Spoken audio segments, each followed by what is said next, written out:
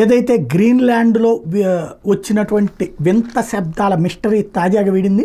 సరిగ్గా ఏడాది క్రితం ఆర్కిటిక్ నుంచి అంటార్కిటికా దాకా ప్రపంచమంతటా 9 రోజుల పాటు తరచుగా వినిపించిన వింత శబ్దాల రహస్యం ఏంటన్నది తేలిపోయింది. గ్రీన్లాండ్లోని మారుమూల ప్రాంతం డిక్సన్ పోర్ట్లో భారీగా మంచు చర్యలు విరిగిపడడం వల్ల భూమి స్వల్పంగా కంపించిందని, దానివల్ల ఉత్పత్తి అయినటువంటి శబ్దాలే ఇవి అన్నటువంటి విషయాన్ని గుర్తించారు.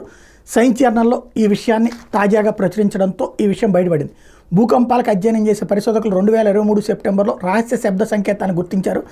గతంలో ఇట్లాంటి సంకేతాలు ఎన్నడూ కనిపెట్టలేదు. ఇవి సాధారణ ప్రకంపనలు లాంటివి కాకపోవడంతో వాళ్ళలో ఆసక్తి పెరిగింది.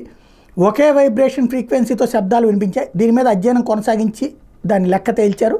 డిక్సన్ ఫోర్ట్లో మంచు కొండలు నుంచి విరిగిపడిన మంచు రాళ్లతో 10,000 ఒలింపిక్ ఈత కొలను నింపొచ్చు అనేది చెప్పుకొచ్చారు.